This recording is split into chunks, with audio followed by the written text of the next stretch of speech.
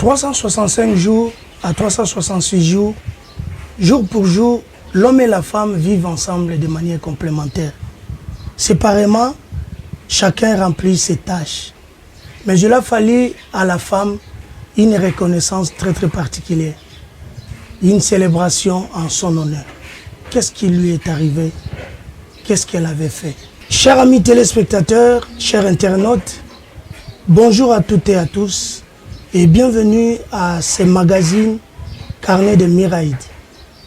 Aujourd'hui, nous allons ensemble avec notre invité parler de ce qui se parle tout autour de ce mois de mars et pourquoi pas la femme elle-même. Il s'appelle Maître Mangoyo Mbila Edouard. Il est analyste politique, il est communicateur au sein du regroupement politique, l'AFDCA, qui est dirigé par l'honorable président du Sénat, le professeur Batil Kwebo, avec qui nous allons essayer un peu de vous parler de la femme. Il est aussi le vice-président fédéral de la FUNA au sein de ces regroupements politiques AFDCA. Bonjour, maître. Bonjour. Est-ce que vous pouvez nous définir un peu, selon vous, qui est-ce qu'on peut appeler femme? Merci pour la question. Je crois que la question elle est simple et la réponse également elle est aussi simple. Lorsqu'on parle de la femme, on voit l'aide de l'homme, l'être humain au sexe féminin qui est à côté de l'homme, qui est censé être à côté de l'homme. Voilà, en un mot, celle que nous appelons la femme. Et aujourd'hui, le monde lui a donné tout un mois en son honneur. On veut juste savoir qu'est-ce qui lui a été arrivé, qu'est-ce qui est à la base de cette célébration et pourquoi seulement au mois de mars, le 8. Ben écoutez, il faut partir du concept originel même de la journée internationale de la femme qui est célébrée chaque le 8 mars de manière solennelle. Et je crois que ce que nous pouvons retenir de cette journée, c'est que à Chicago, en 1857, 129 ouvrières se sont plaints, ils sont allés revendiquer leurs droits auprès de leurs patrons, lesquelles femmes travaillaient dans une usine de textile et qu'elles ont estimé que les salaires étaient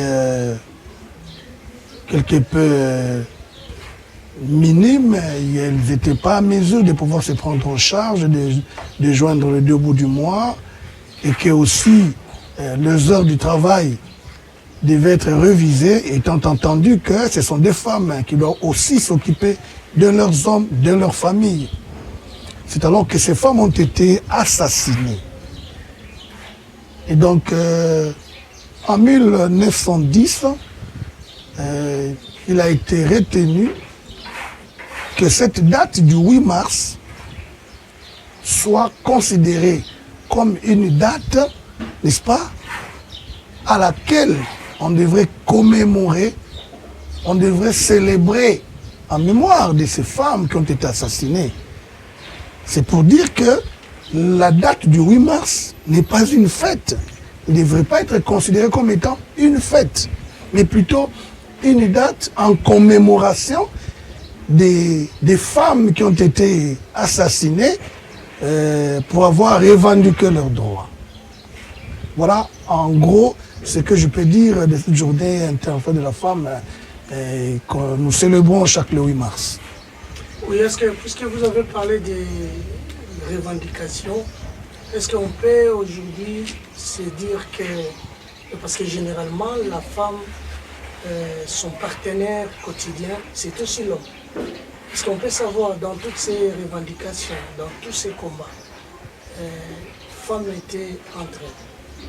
elle, ou bien on peut aussi parler aussi de présence de l'homme en tant que partenaire de la femme, qui était aussi derrière cette lutte, ce combat-là pour que la femme gagne ce qu'elle cherchait un peu à cette époque. Ben, je commence par rectifier ce que vous dites, selon mon entendement. L'homme n'est pas toujours partenaire de la femme, l'homme est le chef de la femme. L'homme est le chef de la famille. Et c'est là, je vous renvoie déjà même vers la Bible. Hein? C'est l'homme qui est le chef de la femme, c'est l'homme qui est le chef de la famille.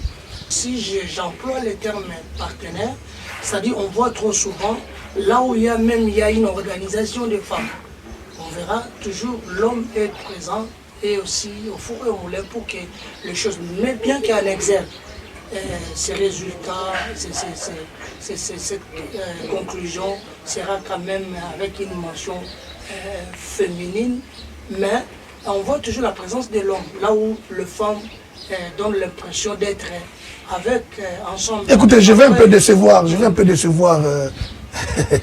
les femmes qui me suivent. Hein.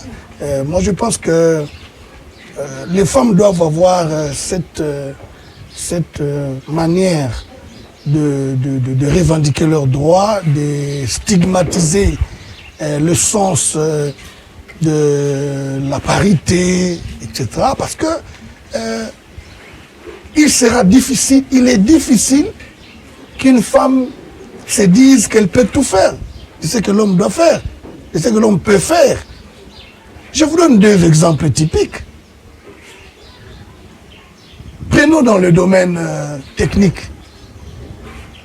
Déjà, on refuse à une femme, n'est-ce pas, de toucher à une machine de couture à vibration. Parce que ça peut entamer son organisme dans son intérieur. Donc vous comprenez déjà que il y a des zones d'ombre, il y a des limites, il y a des barrières. Donc quand la femme se considère comme étant en état d'égalité avec l'homme, elle doit se mettre en tête qu'il y a des domaines purement privés qu'elle n'a pas accès.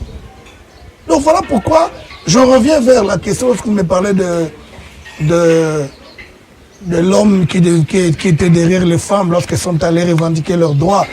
Ben, écoutez, je n'étais pas avec elles, mais je crois que ça n'a pas d'effet.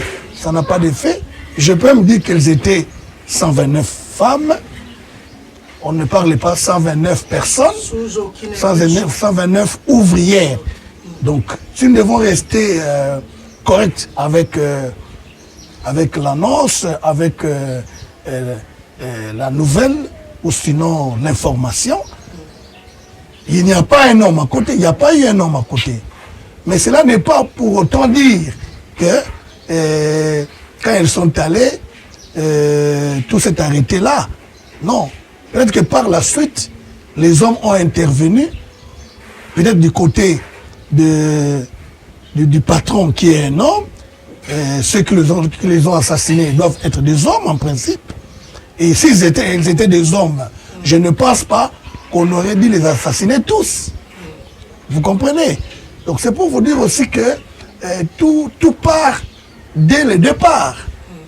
Donc il y a ce problème qui fasse que la femme, nous voulons bien qu'elle puisse réclamer ce droit, mais elle est censée comprendre et savoir qu'elle n'est pas aussi capable de tout faire. Oui, réclamer ses droits et puis parler en même temps de parité.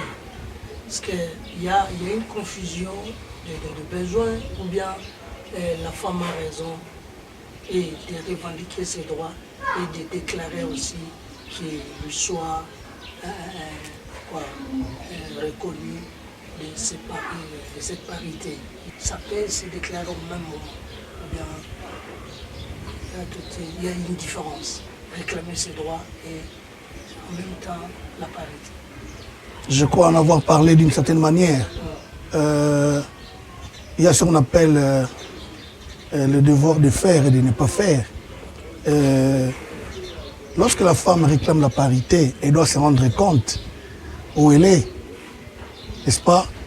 Qu'est-ce qu'elle est capable de faire? Est-ce qu'elle est capable de tout faire? Elle a la réponse avec elle-même.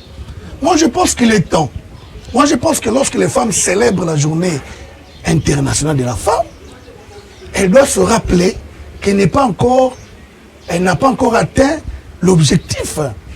Étant entendu que dans pas mal de domaines, il y a l'absence de la femme. Et vous voulez quoi à ce moment-là? C'est là où l'homme récupère ces droits-là. C'est là où l'homme se démarque. C'est là où l'homme s'est fait remarquer qu'il est supérieur à la femme. Non, maître, des fois, cela est possible ou bien est pragmatique. Ce n'est pas parce que la femme refuse d'assumer certaines fonctions. Parce que dans la politique, peut-être, de l'homme, dans la gouvernance, l'homme fait de telle sorte que la femme ne s'y retrouve pas, ne soit pas là. Et déjà au départ, l'homme en lui a déjà toutes ses prédéfinitions, toutes ses prétentions que la femme, de part de sa nature, comme vous l'avez essayé un peu d'énumérer certaines limites, que la femme ne peut pas, de manière naturelle, faute de sa nature, ne pouvait pas assumer telle fonction. Mais lorsque vous dites que la femme ne se retrouve pas et est absent aussi parfois dans les fonctions, et moi je trouve qu'il y a des fois aussi, c'est l'homme qui est aussi à la base de cette absence. Vous ne voyez pas dans la politique surtout. Écoutez, monsieur, écoutez, je vous donne une formule simple pour pouvoir bien comprendre cela. Si nous allons à l'Assemblée nationale, il y a combien de femmes? Si nous allons aux assemblées provinciales, il y a combien de femmes? Si nous allons dans l'armée, il y a combien de femmes comme officiers supérieurs? Si nous allons dans le monde universitaire, il y a combien de femmes professeurs d'université? N'est-ce pas? Donc, vous comprenez que tout doit partir de là. Tout doit partir de là. Lorsqu'il faut opérer un choix d'une autorité, n'est-ce pas, d'un responsable, et que les gens parmi lesquels on doit tirer le responsable, n'est-ce pas, la majorité d'ailleurs, vous verrez que ce sont des hommes qui sont là. Et qu'est-ce que les femmes attendent, n'est-ce pas, pour emboîter les pas? Si aujourd'hui, au niveau de l'Assemblée nationale, on y retrouve plus de femmes que des hommes, dans le gouvernement, il y aura plus de femmes que des hommes, n'est-ce pas? C'est la moindre des choses. Il faut commencer par là. Les femmes doivent s'élever. Elles doivent avoir des ambitions. Elles ne doivent pas se déclarer femmes mais marginalisées, femmes mais on ne sait pas contre la parité, d'accord. Mais moi je pense que, comme je l'ai dit tantôt ici, il y a des devoirs de faire et de ne pas faire. Lorsque vous regardez les hommes, n'est-ce pas, faire des efforts pour faire des études qui sont des études rares. Allez-y à la Polytechnique, il y a combien de femmes? À la faculté de la Polytechnique, à l'université de Kinshasa, il y a combien de femmes? Prenons dans tous les domaines techniques. Nous avons combien d'aviateurs et il y en a combien qui sont femmes? Vous verrez que c'est toujours une minorité. Maintenant, comment comprendre? Dans la minorité, on veut l'égalité. Oui, maître, s'il faut dire une vérité, peut-être vous essayez un peu de ne pas en tenir compte. Moi, selon moi, légalement, si je ne m'abuse pas, la femme pourrait être acceptée dans une fonction, bien travailler dans une entreprise publique où, je ne sais pas, où elle doit se munir d'une autorisation maritale, comme on dit, provenant de son mari. Vous ne voyez pas qu'il y a aussi risque si cette femme-là a des potentialités, elle est capable d'assumer certaines fonctions, mais plus que la permission, plus que le pouvoir revient maintenant à son conjoint et qu'à son niveau, vu leur relation, l'homme fonctionne de manière autre qu'un responsable, que je peux dire. Hein, je voulais dire refuser d'octroyer à la femme cette, je ne sais pas, ces papiers-là légal pour qu'elle soit acceptée et être présente dans la fonction. Vous ne voyez pas que la femme aussi est en même temps freinée par l'homme aussi. Ben, cette pratique, je crois qu'elle est vieille. Hein? Hier, c'était peut-être le cas. Aujourd'hui, vous trouverez un candidat député, son suppléant, c'est sa femme. N'est-ce pas? Vous trouverez l'homme ministre et la femme ADG quelque part. Donc, le monde a évolué. Aujourd'hui, les gens ont compris que on ne peut pas tout faire.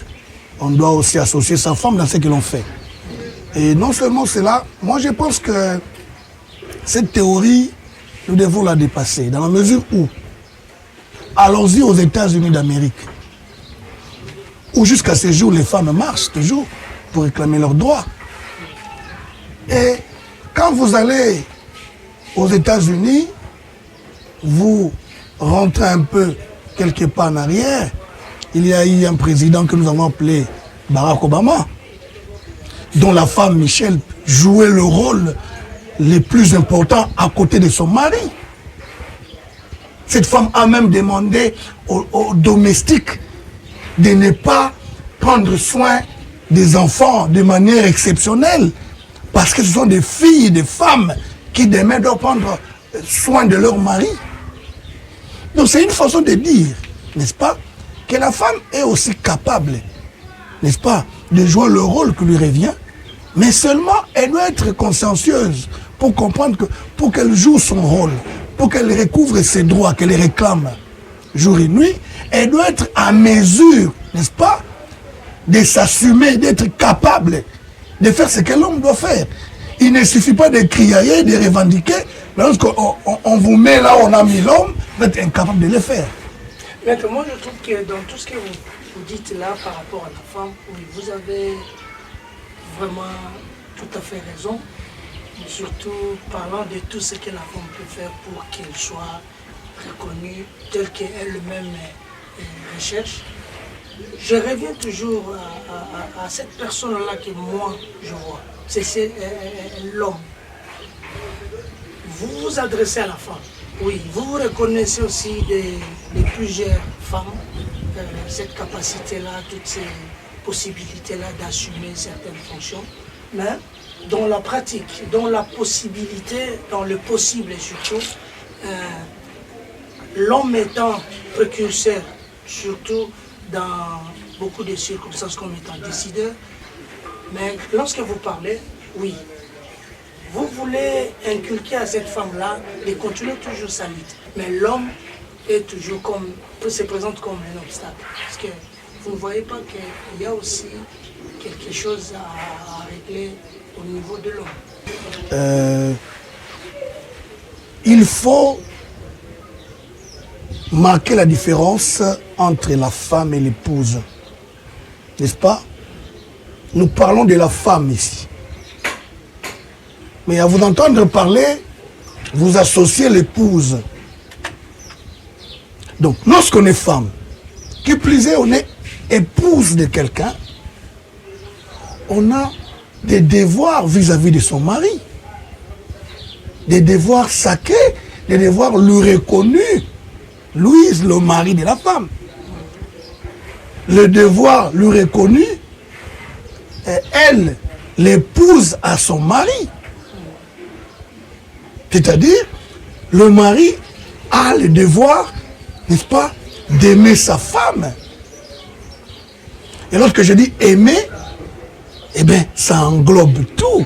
Ça veut dire prendre en charge de sa femme, l'entretenir, n'est-ce pas, même au-delà de l'entretenir, entretenir aussi son entourage, c'est-à-dire les enfants, les frères et sœurs à sa femme, etc.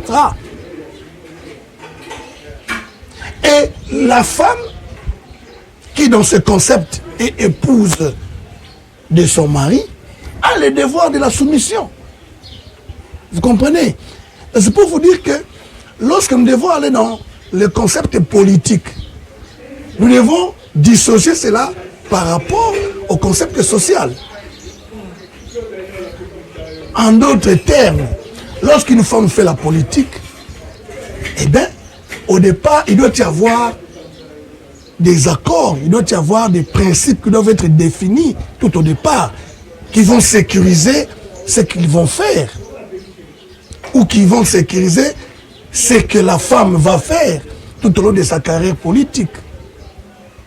Mais lorsque rien n'a été défini, l'homme peut considérer, en vertu du pouvoir qui lui est reconnu en tant que mari, il peut s'imposer, il peut dire non, et il a raison. Oui, là vous avez expliqué dans le contexte mariage, comme vous avez dit social. Amenons un peu cela dans le contexte professionnel, où quand la femme vient avec toutes ses possibilités, toutes ses capacités pour trouver du boulot, mais il trouve un homme qui, à son tour, lui propose des conditions peut-être illégales, qui ne sont pas connues et qui ne sont même pas liées à la bonne morale. Lorsqu'on parle de la femme, il y a femme et femme. Hein. Ce n'est pas n'importe quelle femme sur qui l'on peut jeter de la pierre. Hein. Il y a de ces femmes, comme tu le dis, des femmes fortes, hein, des femmes conscientes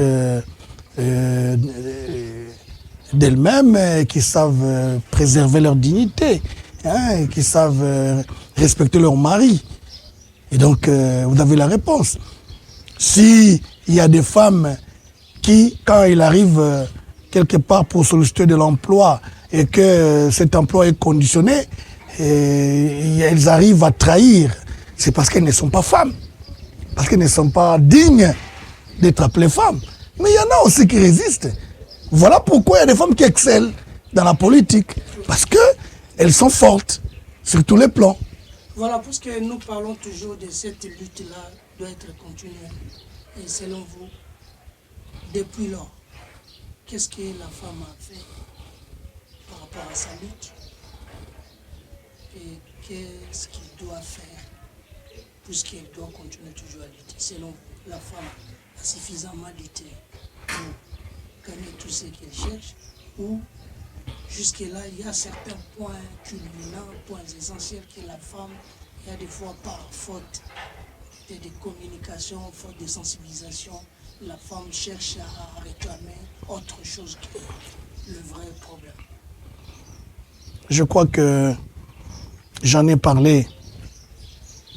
Il y a des domaines dont on ne tient pas compte qu'il y a possibilité que les femmes puissent aussi y intégrer et bien vouloir se démarquer, et que finalement qu'on prête attention à ces femmes-là. Si nous allons dans le domaine de transport, il y a combien de chauffeurs femmes? Vous n'en trouverez pas les 10% des femmes au sein de l'ensemble des chauffeurs. Si nous allons dans le domaine d'électricité, donc technique en général, nous trouvons combien d'ingénieurs femmes? C'est peut-être que 20% de l'ensemble des techniciens. Donc on peut dire aujourd'hui la lutte a continué. Donc la femme doit chercher, n'est-ce pas, à prouver à la face du monde qu'elle est réellement, je dis bien réellement, capable de faire ce que l'homme doit faire. Vous comprenez? On ne va pas donner la charge à quelqu'un qui n'en a pas la compétence. En droit, on dit la compétence est d'attribution. Vous voulez réclamer un poste, vous voulez réclamer une responsabilité dont vous êtes incapable. Non. Femme soit-elle, c'est elle qui sera là. Parce qu'elle le mérite. Donc moi, je pense que dans leur forum, dans leurs associations, je les renvoie vers les associations, les ONG, dans leurs forums, et je crois que le ministère du genre est là, vous n'allez pas me dire qu'il y a un homme là-bas, c'est une femme qui est là. Voilà la matière, voilà ce que doit préoccuper les femmes qui sont tout le temps derrière l'autorité de tutelle. Faire des propositions concrètes, faire des réflexions autour des thématiques liées à l'émancipation, à l'évolution, sinon à ce que la femme soit présente dans tous les domaines.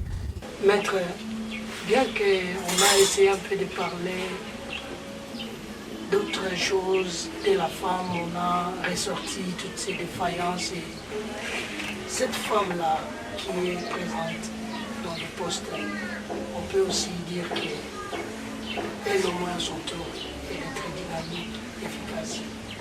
On peut en parler de ces femmes-là. Vous en connaissez certains cas.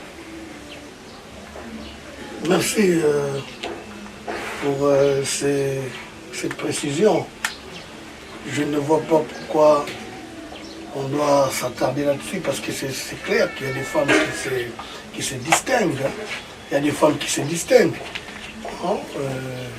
Parmi les rares femmes qui se sont distinguées et qui continuent à faire preuve de capacité, à faire preuve de maturité, à faire preuve d'un sens élevé d'abnégation. Je vois par exemple les femmes au sein de mon regroupement politique FDCA qui sont au sein du gouvernement, hein, qui sont là par sens de parité que respecte notre guide, notre autorité morale, le professeur Modeste Barthélémy, qui lui prime la parité. La preuve dans le quota qui a été le nôtre au niveau de la FDCA, nous avions 4 postes. Et donc dans les 4 postes, il a été clair, il a été juste, il a été honnête. Lui du moins, bravo. Et il a proposé au chef de l'État, qui est notre guide suprême au niveau de l'Union sacrée et de la nation, et le chef de l'État, Félix-Antoine Tshisekedi Tshilombo. Comprenez, à lui, on a proposé les 4 noms, dont 2 hommes, 2 femmes. Voilà. Et le Premier ministre Sama Lukonde, qui également sait prendre les choses de manière positive, hein, qui a intériné. Et puis voilà, elles sont là au sein du gouvernement. Je cite la très distinguée dame, son Excellence, Madame la ministre du Travail, Emploi et Prévoyance sociale, Madame Pauline Nossi. J'ajoute également la très distinguée dame, son Excellence, Madame la ministre Adèle Kainda, ministre en charge du portefeuille. Donc vous comprenez qu'il y a quand même des femmes qui se sont distinguées, qui se distinguent. Il y en a bien d'autres, hein? Il y en a bien d'autres, j'en connais, même si je ne sais pas citer leur source de provenance, parce que je ne suis pas là pour parler des choses ou des gens dont je n'ai pas le mandat, dont je n'ai pas l'autorisation. Mais du moins, il y a des femmes quand même. Hein? Si je peux en citer, il y en a quand même qui se distinguent. Hein? Je vois par exemple Madame Sylvie Birembano, qui est, je crois, questeur adjoint de la CENI. C'est aussi une dame qui s'est distinguée, hein, dont je connais même le parcours. Vous voyez, c'est une femme battante qui mérite là où elle est. Qui mérite parce que son parcours sait retracer les valeurs de la personne. Et voilà.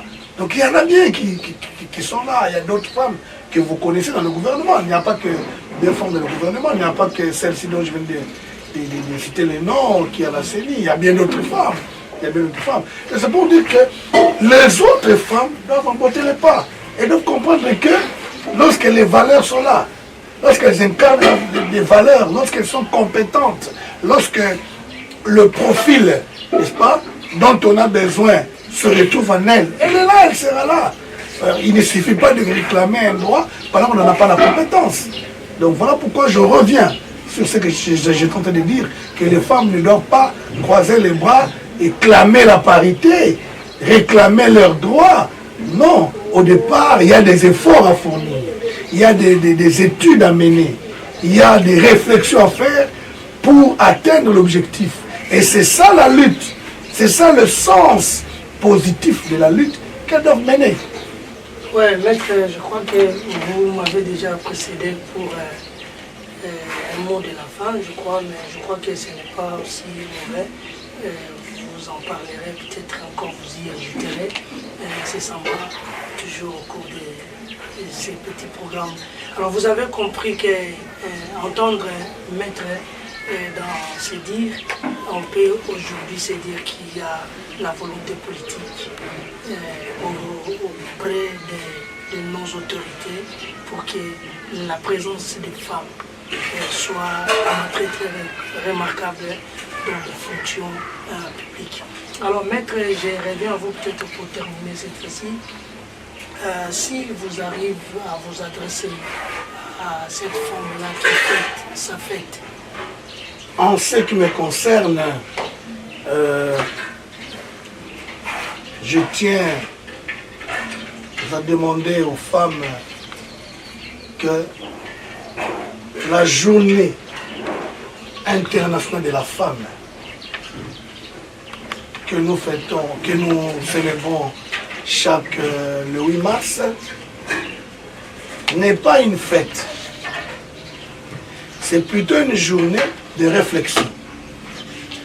C'est plutôt une journée que la femme doit saisir comme opportunité, n'est-ce pas, de revoir ce qu'elle a fait avant et de penser ce qu'elle doit faire après.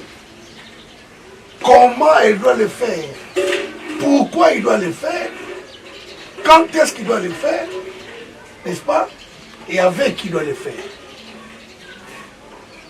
Parce que les hommes ne vont pas croiser les bras, les hommes ne croiseront jamais les bras, ils seront toujours là. Donc lorsque vous voulez la parité, lorsque vous voulez clamer vos droits, vous devez savoir de quel droit il s'agit. Est-ce que ce droit, vous en êtes capable de pouvoir les obtenir, les assumer, n'est-ce pas? Lorsque vous n'êtes pas capable, vous avez encore le temps de trouver. Je dois demander aux femmes de ne pas confondre la journée du 8 mars. Lorsque je dis ne pas confondre, c'est-à-dire la femme doit savoir que d'abord, en tant que femme, elle a des devoirs. Et en tant qu'épouse, elle ne doit pas confondre le rôle qu'elle doit jouer à côté de son mari. Parce qu'en tant qu'épouse, la femme reste sous commandement, sinon sous l'autorité de son mari. Quel que soit son rang, quelles que soient les fonctions qu'elle peut occuper, à n'importe quel niveau. C'est ce que je voudrais rappeler, parce que les femmes risquent de croire que lorsqu'on parle du 8 mars, c'est une revendication qui a tendance à pouvoir violer les principes du toit conjugal, les principes du mariage, qui est celui, la femme doit se soumettre à son mari et le mari doit aimer sa femme. Donc voilà un peu ce que je voudrais rappeler aux femmes. Et aussi, on dit, éduquer une femme, c'est éduquer toute une nation. C'est-à-dire, lorsque la femme est disciplinée, lorsque la femme est une femme forte, lorsque la femme est dotée d'un sens élevé de compréhension, lorsque la femme est capable de pouvoir dresser ses enfants, bien éduquer ses enfants, elle aura aidé, elle aura participé à l'évolution positive de toute une nation.